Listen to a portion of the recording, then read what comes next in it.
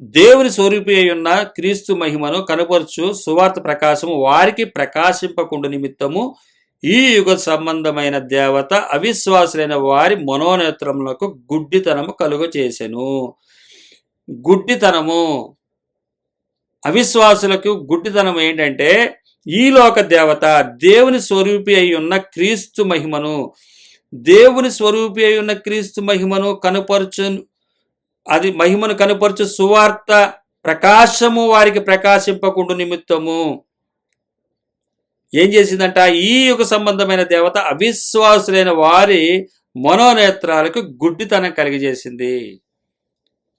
అవిశ్వాసులకి ఈ లోక దేవత డబ్బు ముఖ్యంరా, నీకు అదుంటేనే ఈ లోకంలో బతుకుతావురా, డబ్బు లేకపోతే ఎట్లాగరా, చచ్చిపోరా అంటుంది. యేసుక్రీస్తు వారిని అదే అంది. రాళ్లను రొట్టిగా చేసుకో అంటే మనుషులు రొట్టి వల్ల కాదు, దేవుని నోటి నుంచి వచ్చే మాట వల్ల బ్రతుకుతాడని చెప్తే ఇంకెందుకు నువ్వు దూకి చనిపోవచ్చు కదా అంటది, శోధిస్తుంది.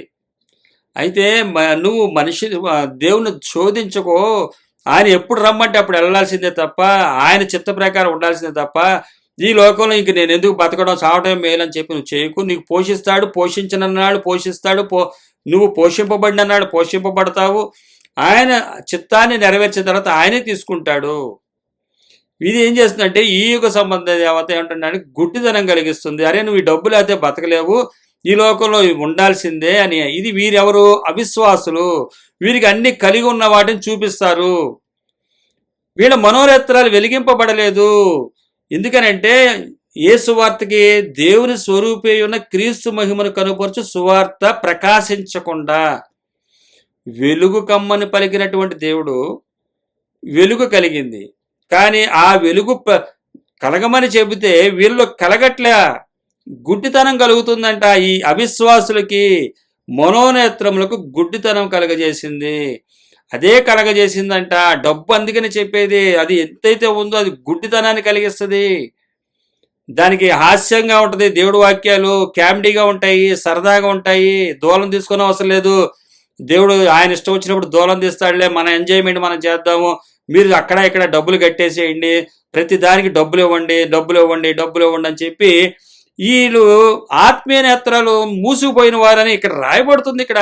అందుకని అంటున్నాడు ఈ సువార్త వీరికి ప్రకాశింపని లేదని అర్థం. ఏది?